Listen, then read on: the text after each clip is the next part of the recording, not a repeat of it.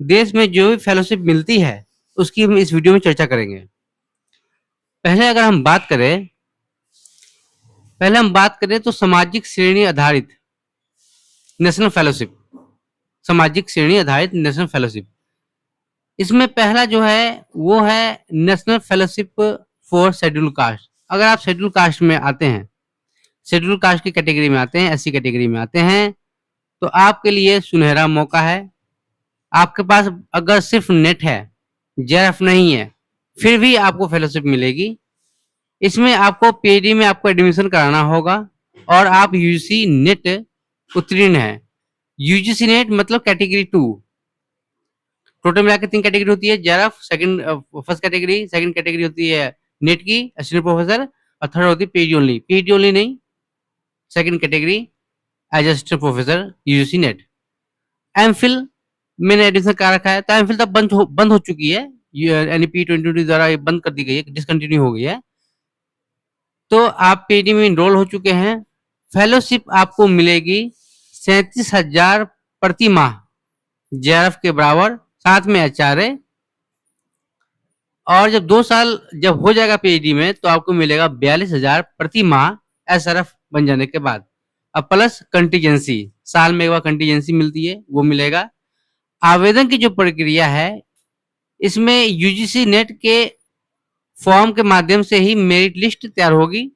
मतलब यूजीसी का नेट जो स्कोर होगा उसके हिसाब से ही आपका मेरिट बनेगा। अलग से फॉर्म भरने की आवश्यकता इसमें नहीं होती है। और ये मंत्रालय किस मंत्रालय के अंदर आता है?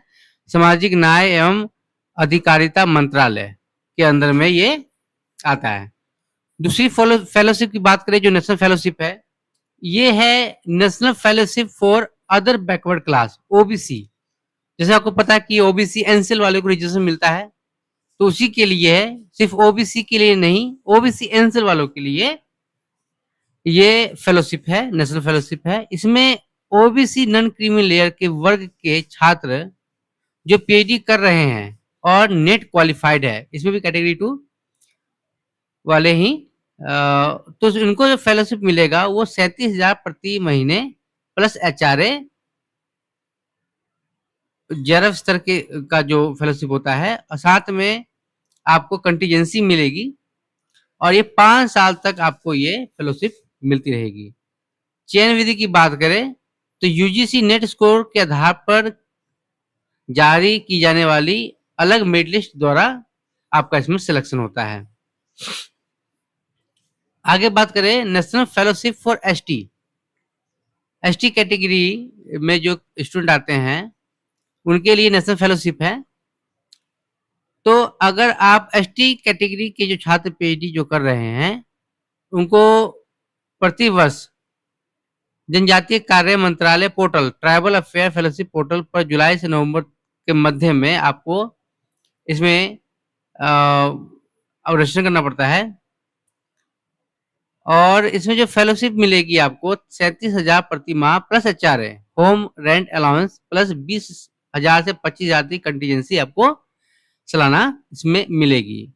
आगे बात करें तो national fellowship for person with disability, आप पीडब्ल्यूडी कैटेगरी में आते हैं, तो इसमें 40% या उससे ऊपर जो बेंचमार्क सेट है डिसेबिलिटी रिजर्वेशन का, तो 40% प्लस आपका दिव्यांगता है, डिसेबिलिटी और सर्टिफिकेट आपके पास है, तो आप इसमें अप्लाई कर सकते हैं।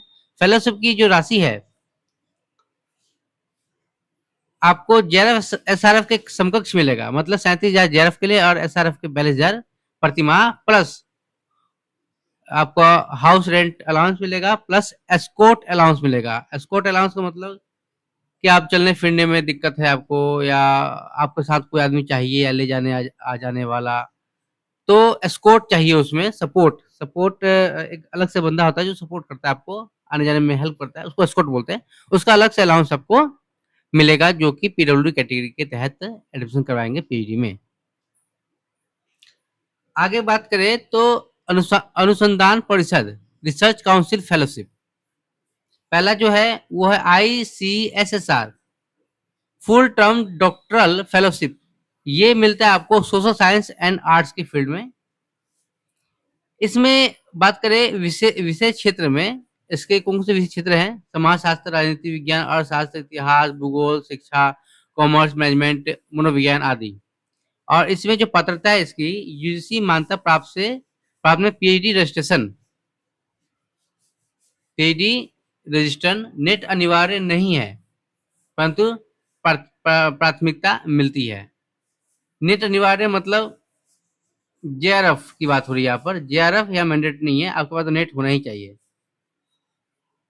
और राशि यानी अवधि की बात करें तो 20,000 प्रति माह आपको राशि मिलेगी, प्लस 20,000 का जो कंटीजेंसी है वो मिलेगा आपको, 2 साल के लिए मिलेगा आपको। इसमें कब अब आवेदन करना है? प्रति वर्ष जुलाई से सितंबर के बीच ऑनलाइन पोर्टल ICSSR.org पर आपको रजिस्ट्रेशन करना होता है। अगला बात करें ICHR डॉक्टर फेलोशिप। ये Indian council for historical research हो गया और Indian council for social science research हो गया। तो इसमें हिस्ट्री एंड आर्कोलॉजी की बात से संबंधित है ये ICHR डॉक्टर फेलोशिप। इसमें आपको इतिहास, पुरातत्व, प्राच्य विद्या, एशियंट, मेडिलेव एंड मॉडर्न हिस्ट्री के क्षेत्र में आपको मिलता है। इसमें आपकी जो राशि है 17,600 प्रति महीने प्लस 16,500 रुपए सालाना आपको कंटीजेंसी मिलती है 2 साल के लिए। समय और पोर्टल की बात करें, दिसंबर से फरवरी के दौरान आवेदन करना होता है ICHR.ac.in पर। ICPR Indian council for philosophical research doctor fellowship की बात करें फिलोसफी के क्षेत्र में, तो विषय व पोर्टल दर्शन शास्त्र, भारतीय एवं वेस्टर्न मतलब इंडियन एंड वेस्टर्न फिलोसफी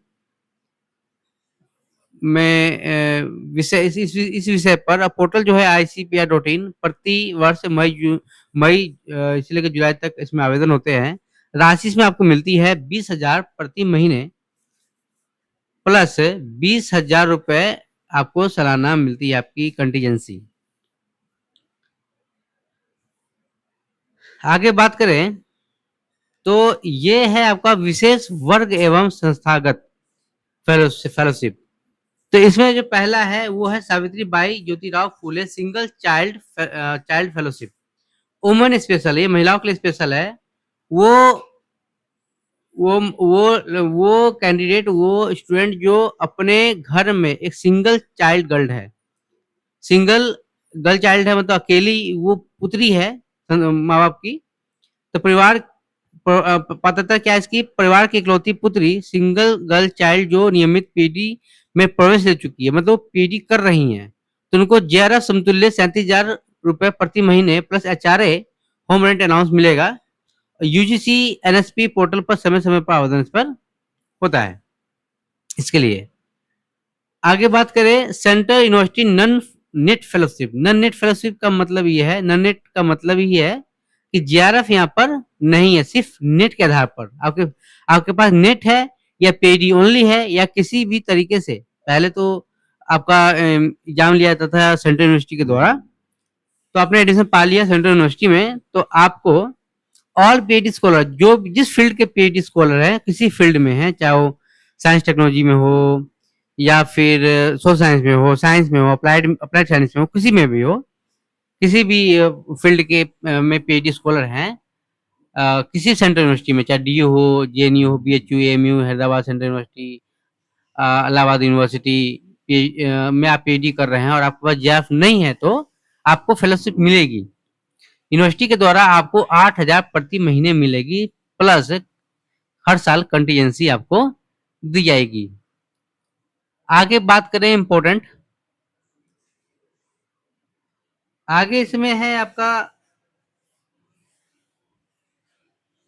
आगे है DST inspire, department of science and technology inspire fellowship. इसमें डीएसटी इंस्पायर फेलोशिप के लिए आपको बेसिक या अप्लाइड साइंस में या फिर मेडिसिन में मास्टर डिग्री जैसे एमएससी में फर्स्ट रैंक होल्डर होना चाहिए और कम से कम 70% आपके मास्टर्स में होने चाहिए। और आपकी उम्र जो है 22 से 27 की एज होनी चाहिए, साल के बीच होनी चाहिए। इसके लिए कोई एंट्रेंस एग्जाम की जरूरत नहीं होती है, सिलेक्शन मेरिट बेस्ड होता है। तो पात्रता की बात करें, विज्ञान एवं प्रौद्योगिकी क्षेत्र में मेधावी छात्र पीएचडी में प्रवेश के लिए ले चुके हो, योग्य हो। राशि आपको मिलेगी इसमें 37,000 प्रति माह प्लस एचआरए, और 80,000 कंटीजेंसी प्रतिवर्ष आपको मिलेगी। अवधि की बात करें तो 5 साल, अधिकतम 5 साल तक मिलेगी, या मतलब आपको मतलब पीएचडी पूरी होने तक मिलेगी आपको। 5 साल मैक्सिमम टाइम दिया जाता है पीएचडी करने के लिए। किसके द्वारा? Department of science and technology के इंस्पायर योजना के तहत आपको ये चीज मिलेगा, ये फेलोशिप मिलेगी। आगे बात करें इसमें, तो अगला है PMRF, prime minister research fellowship. इसमें क्या है कि पीएमआरएफ के लिए जरूरी है कि आप किसी पीएमआरएफ ग्रांटिंग इंस्टीट्यूट जैसे आईआईटी हो गई, आईआईएससी हो गई, में पीएचडी प्रोग्राम में एडमिट हो चुके हो, मतलब आपने एडमिशन ले लिया हो। ये साइंस या इंजीनियरिंग टेक्नोलॉजी फील्ड में एलिजिबल होता है। आप डायरेक्ट एंट्री या लेटर एंट्री के जरिए अप्लाई कर सकते हैं। जिसके लिए आपकी इंस्टीट्यूट आपको नॉमिनेट करती है, और फिर सब्जेक्ट एक्सपर्ट पैनल आपका इवैल्यूएशन करते हैं इसमें। तो इसमें क्या है कि शोध क्षमता वाले छात्र जिनका चयन संस्था द्वारा पीएचडी प्रवेश हो चुका है, और 70,000 प्रति माह प्लस एचआरए संस्था के अनुसार, प्लस शोध और शोध का जो ग्रांट होता है, रिसर्च ग्रांट, वो भी मिलता है इसमें।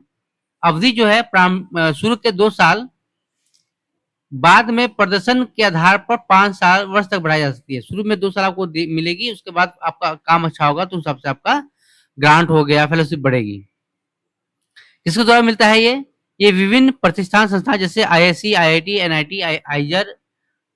अगर इसमें आप एडमिशन करवाते हैं और आपका इंस्टीट्यूट, आप टॉपर है इंस्टीट्यूट के, अपने विषय में गोल्ड मेडलिस्ट है, टॉपर हैं, तो आपका जो यूनिवर्सिटी है वो आपको नॉमिनेट करता है, भेजता है पीएमआरएफ के रिसर्च फेलो के तहत।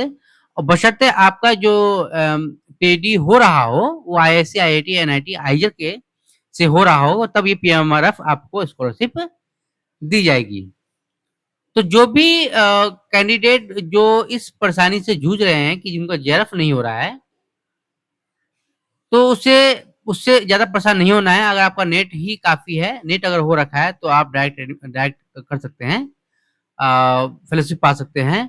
और ये डीएसटी इंस्पायर फेलोशिप या फिर पीएमआरएफ के क्षेत्र में आपको तो नेट की भी जरूरत नहीं है, आप बस टॉपर हो तो आप डायरेक्ट एंट्री पा सकते हैं। इसके लिए भी आपको जरूरत नहीं है, आपके लिए जेआरएफ नेट की भी जरूरत इसमें नहीं है। बस आपका जो एकेडमिक है, मास्टर्स का एकेडमिक है, वो अच्छा होना चाहिए, टॉपर होना चाहिए यूनिवर्सिटी के, गोल्ड मेडलिस्ट होना चाहिए यूनिवर्सिटी के डिपार्टमेंट के।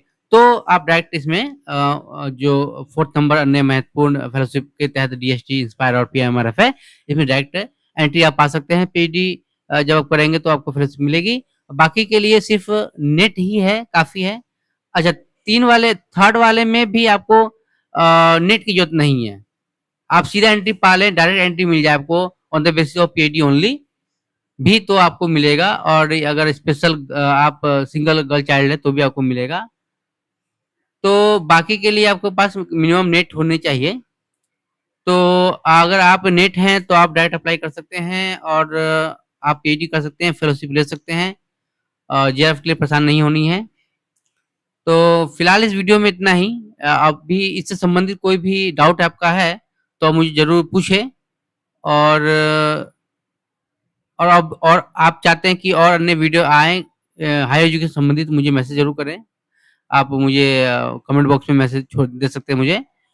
और अगर आपके संबंधी कोई अगर ऐसे हैं, या रिलेटिव ऐसे कोई हैं, या आपके फ्रेंड सर्कल में ऐसा कोई है जिनके पास नेट है और वो परेशान है जेआरएफ के लिए, स्कॉलरशिप के लिए, तो आप इनके माध्यम से उनको, इसके माध्यम से आप उनको पीएचडी के लिए आप उनको बोल सकते हैं। फिलहाल इस वीडियो में इतना ही, मिलते हैं नए वीडियो नई जगह के साथ। Thank you.